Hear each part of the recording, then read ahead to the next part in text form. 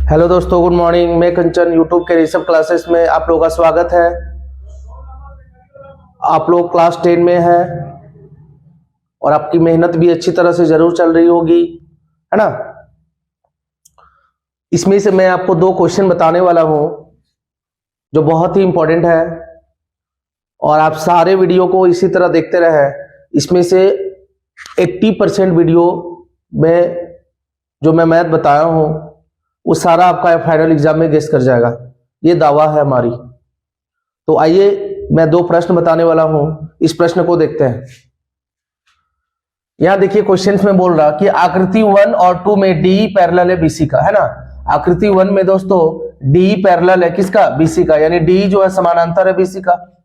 आकृति 1 में ईसी मतलब आकृति 1 में ईसी को निकालना, यानी फिगर 1 में ईसी को ज्ञात करना, और आकृति 2 में, है ना, यानी फिगर 2 में देखिए एडी को ज्ञात करना। किसे दोस्तों? एडी को निकालना।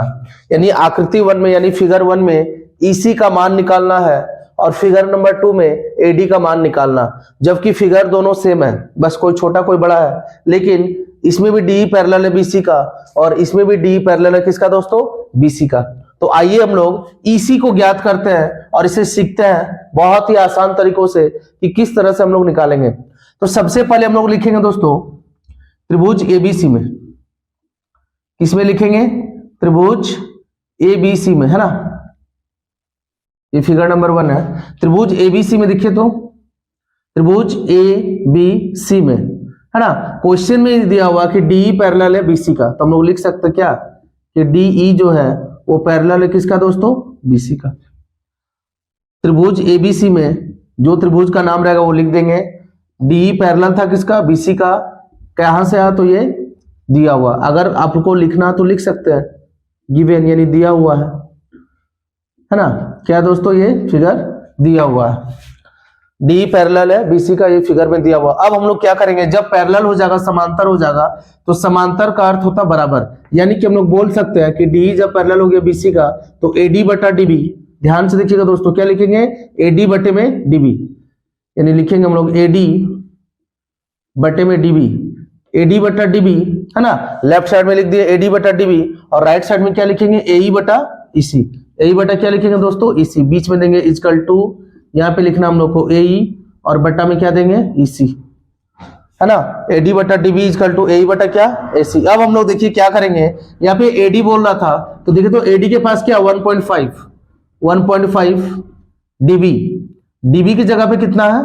3 इक्वल टू एई बोल रहा था, है ना।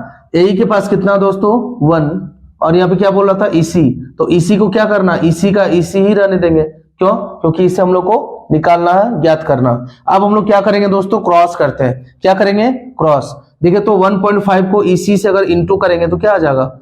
1.5 इंटू ईसी इक्वल टू 3 को 1 से करेंगे तो आ जाएगा 3, है ना। 3 को 1 से करेंगे तो क्या आ जाएगा दोस्तों? 3 आ जाएगा। अब जो है इधर बताते हैं, यानी ईसी को ईसी का ईसी ही रहने दीजिए यहीं पे। यहाँ पे 3 का 3 बट्टा में ये आ जाएगा, ये इंटू में ये आ जाएगा बट्टा में 1.5। क्या आ जाएगा दोस्तों? 1.5।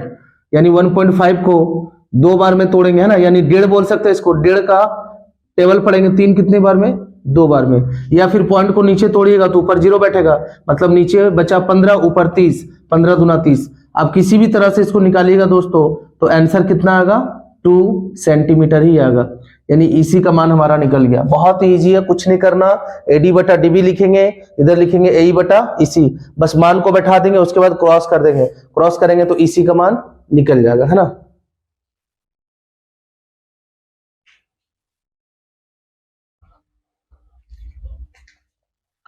अब आइए क्वेश्चन नंबर 2 में, है ना। क्वेश्चन नंबर 2 यानी फिगर नंबर 2 हम लोग देखते हैं। फिगर नंबर 2 में देखिए एडी का मान को निकालना है, डीबी का मान दिया हुआ, एई का मान दिया हुआ, ईसी का मान दिया हुआ। सेम प्रोसेस लगाएंगे। क्या लिखेंगे दोस्तों? उसी तरह लिखेंगे त्रिभुज एबीसी में, त्रिभुज एबीसी में, है ना। उसके बाद सेम लिखेंगे डी पैरेलल है किसका? बीसी का। लिख देंगे डी पैरेलल है किसका दोस्तों? बीसी का।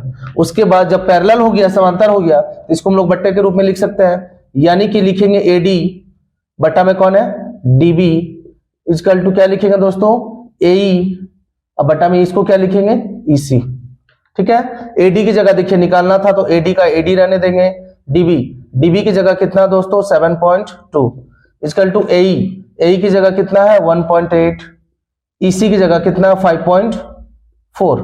इसको क्रॉस करते, ठीक है, AD को करेंगे 5.4 से तो क्या आ जाएगा AD इंटू 5.4 7.2 इंटू इसको क्रॉस करेंगे तो आएगा 1.8। क्या आएगा दोस्तों 1.8। अब हम लोग ऐसा करते हैं, इसको यहां बता देते हैं। देखिए तो यहाँ पे AD का AD रहने दीजिए, इक्वल टू के इस पर आता है यानी 7.2 इंटू 1.8। ठीक है, डिवाइड का डिवाइड यानी बट्टा हो जाएगा और ये आ जाएगा 5.4 नीचे। कहाँ आ जाएगा दोस्तों 5.4 आ जाएगा नीचे। ठीक है, यहां भी पॉइंट, यहां भी पॉइंट, यहां भी पॉइंट, कोई दिक्कत नहीं है, पॉइंट से डरना नहीं हम लोग को। 1.8 को 18 मान लीजिए, 5.4 को 54 मान लीजिए, यानी 18 का टेबल 54 कितने बार में 3 बार में। ठीक है, और ये मान लीजिए कितना 7.2 है, कोई दिक्कत नहीं है, 3 का टेबल में काटेंगे यानी 3 का टेबल में काटेंगे, 3 दूना कितना हो जाएगा 6, बचा 1 पॉइंट था तो हम लोग भी क्या देंगे पॉइंट, एक हाथ में रहा हम लोग का यानी 1 और 2 हो जाएगा 12, 3 का टेबल 4 बार में कितना आएगा 12, यानी हम लोग बोल सकते हैं AD इक्वल टू कितना आ गया दोस्तों 2.4 सेंटीमीटर। है ना, बहुत ही आसान था ये निकालना, बस मेन है यहाँ पे हम लोग को समझना, कुछ नहीं है। त्रिभुज ABC में लिखेंगे, जो पैरेलल दे रहा था क्वेश्चन में हम लोग का वो पैरेलल लिख देंगे, उसके बाद AD बटा DB बराबर AE बटा EC इसका मान करके क्रॉस कर देंगे। अगर एग्जाम में ये क्वेश्चन आता है तो आपको छोड़ के नहीं बल्कि एकदम 100% बढ़िया से सॉल्व करके आना है। ओके दोस्तों, प्लीज लाइक करते रहे, कमेंट करते रहे, थैंक यू।